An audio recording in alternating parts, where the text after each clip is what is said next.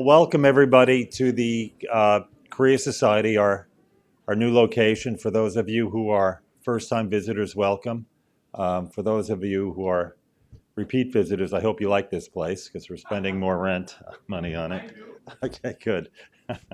And so today we're doing something special. We've never had a photography exhibit, and I think this is a great one to have. Before I introduce you to the photographer, I'd like to introduce two of our distinguished visitors from JEJU Island. First, Vice Governor Jung Sung-tae is right here. And in a minute, he'll make some remarks. Of course, the Vice Governor is a native of JEJU Island. He previously served in the Ministry of Interior and in the Economy and Investment Department of Gyeonggi Province, which is on the mainland, on the peninsula, not on the island. Vice Governor Jung earned his master's degree in public administration at Syracuse University, and so he is not a stranger to New York City. And in a minute, we'll hear some of his remarks. But I'd also like to introduce you to Council Member Lee Sun-hwa. Please stand up, Ms. Lee. And she has a remarkable career, very rich. She currently serves as an advisor to the National Unification Advisory Council and is the chair of the Culture and Tourism Forum at the Provincial Council at JEJU Island. She was a radio producer at JEJU MBC, Munha Bangsong, and is a Korea Freedom Federation and JEJU Provincial Council member. Ms. Lee's mother was a haenyeo, if I'm correct. Okay. I'll introduce the photographer in a minute, and I'll start with slides from him. But I wanted to say right now that the Korea Society is proud to display his works on the haenyeo and their life in JEJU Island. And one thing I learned very recently is that the haenyeo, the woman who died, were recognized 1 year ago this month as Korea's 19th Intangible Cultural Heritage by the United Nations Educational, Scientific, and Cultural Organization, also known as UNESCO. So, Vice Governor Jung, please.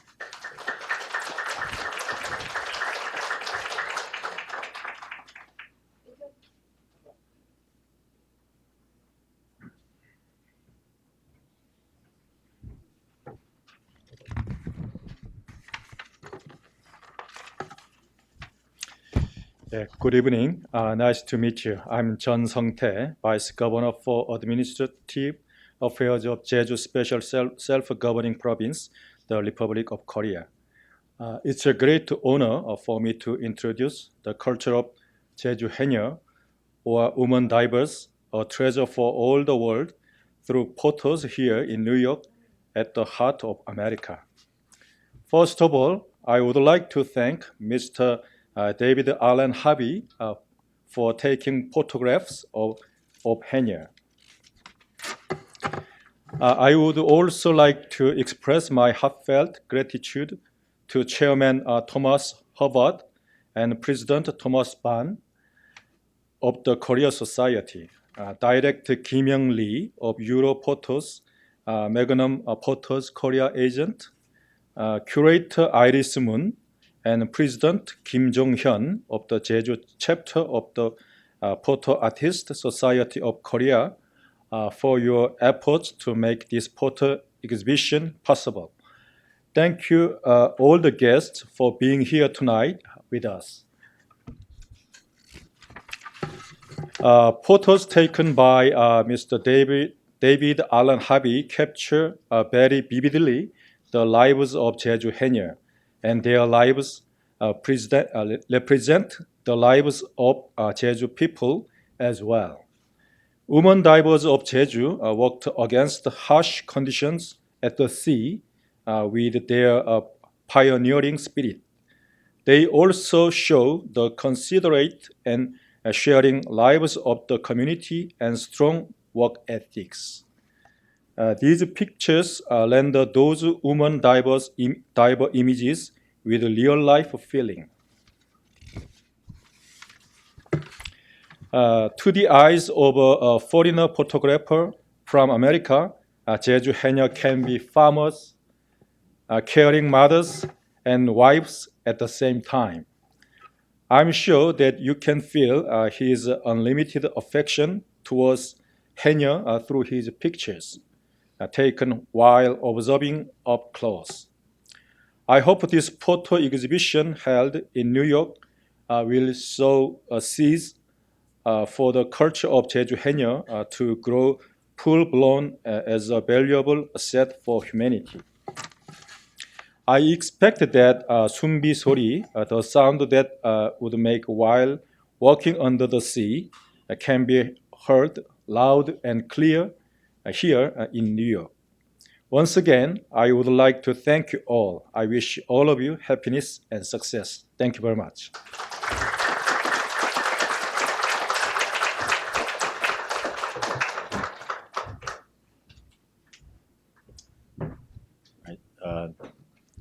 Thank you, Vice Governor. I'll just say several words to introduce David Harvey, and then we'll go right to a slideshow. And after that, David will make some remarks. But David is a renowned National Geographic magazine photographer. He has over 40 essays, including French Teenagers, the Berlin Wall, Maya Culture, Vietnam, Native Americans, Mexico, Naples, Rio de Janeiro, and hip-hop cultures. He has 3 major books under his belt: Cuba, Divided Soul, and Living Proof. He has exhibited at the Corcoran Gallery of Art in Washington, D.C., right? MoMA, that's in New York, Virginia Museum of Fine Arts, and Bibliothèque Nationale de Paris. David joined Magnum Photography in 1997, and so that means this is his 30th anniversary with Magnum. David's JEJU project was done 4 years ago and was organized by Council Member Yi Sun-hwa, who I introduced earlier. So, Peter, ready? We'll start with the slides. Yeah, Peter will adjust everything.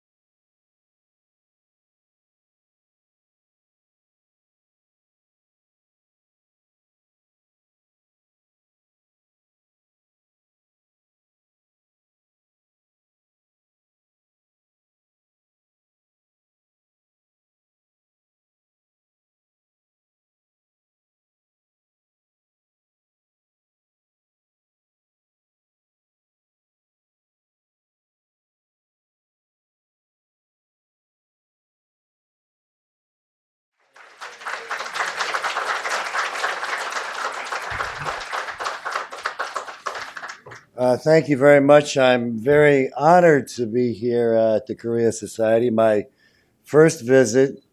And if my voice is not so strong tonight, it's because I was in Los Angeles last night presenting some work on a book that I did on Cuba, and I got on the all-night flight.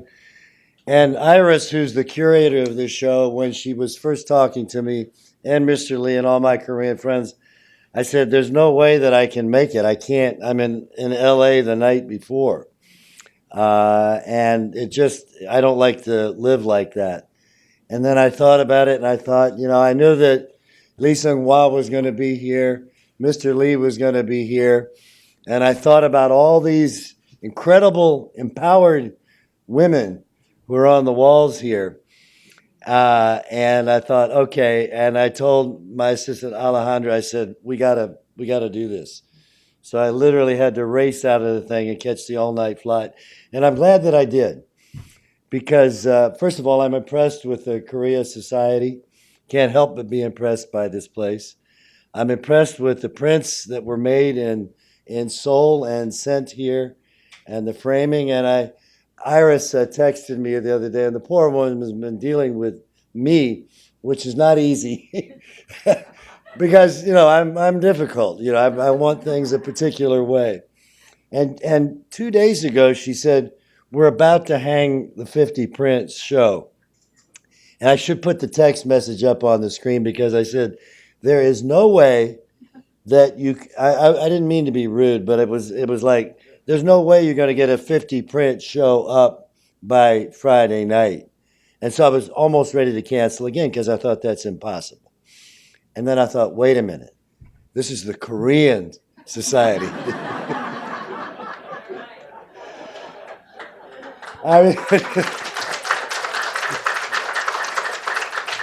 Anyway, thank you very much, Iris. And Lee Sung-hwa, we became friends 4 years ago on Jeju Island. And thank you for this most wonderful commission.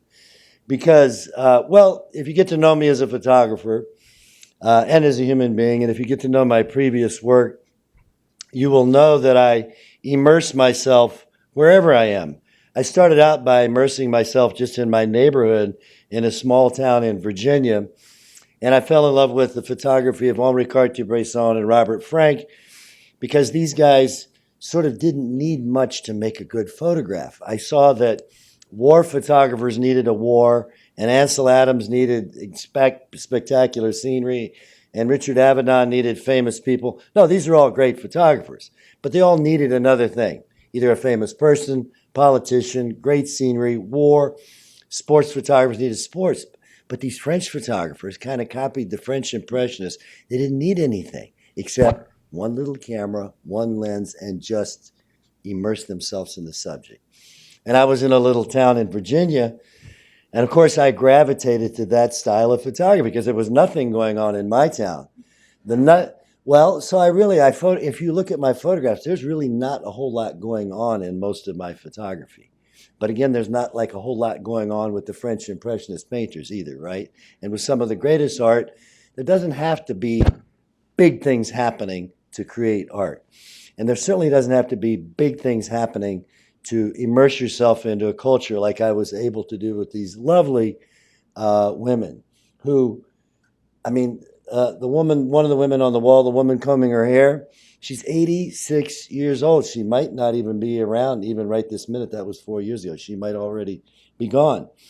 And that was, of course, the power of the project. Knowing that I was photographing a culture, which is, I assume, why I received this commission, that a culture that was going to disappear. Because as you can imagine, the young people in Jeju Island are just like the young people everywhere. They're on their phones and they've got other ideas. They want to move to Seoul and they don't want this job anymore. So it was a chance to document a piece of a dying culture. Now I went to Jeju Island and I have two sons who are both filmmakers and they said, Dad, whatever you do, don't go diving with these ladies. And I said, well, I got certified in San Diego 25 years ago. And they said, yeah, but that was 25 years ago. And these women they're diving in cold water off a rocky coast or diving off a boat and they've been doing it since they were teenagers. And you're not in the best condition to be doing this. Of course, what do you think happens? You get to Jeju Island, you're eating a lot of kimchi and abalone and drinking a lot of whatever that is that we drank a lot of on Jeju Island. But in bed every night at 8 o'clock, quiet. And of course, I had to dive with these ladies. And they couldn't, I actually had it in my contract that I wasn't going to have to dive because I wasn't going to be part of my job. As soon as I met these ladies, I realized I had to do it. And I had to get a wetsuit that was too small for me. And I went in the water. Of course, then I was really in with these ladies. Then I'm going home with them. I'm meeting their families. I learned how to, it would be very impolite in Korea if you were having dinner with a family to get up and take a picture, right? So I had the little underwater camera that I used to take the underwater pictures. And I was able to hold this camera I could eat with my chopsticks. Seriously, I learned how to have chopsticks and my camera in hand at the same time. So that I wouldn't be rude, I could take pictures and sit at the table with the family, because it'd be very unusual for a foreigner to be invited home in a Korean home in a small town or anywhere really. And so I was so honored. And so my only hope with this set of photographs, and I hope you feel the warmth of the women, I hope you feel the connection that I had with the women, and at a time when women really need to be empowered. These women have always been empowered, but I think it serves as a symbol for women and for men everywhere in the world. And I'm so happy that UNESCO has designated you the site. What is the name of what do they call that? It's a heritage site, right? That's it. Yeah, I wasn't sure of the exact title. World Heritage Site, yeah, from UNESCO. Anyway, I hope that you feel that warmth. I hope you have a chance to look at the pictures. I think we're talking about maybe reprinting the book, because on my social media audience, just for you to know, I'm an Instagram person, and but so many people have asked me, and I'm talking about Americans now who really would love to see this book that there's just a few copies of. So maybe we can reprint it. But anyway, I'm glad you're here tonight. Happy holidays to everybody, and enjoy the show. And if you get to Korea, go to Jeju Island and meet these ladies. They're something else. Anyway, thank you very much.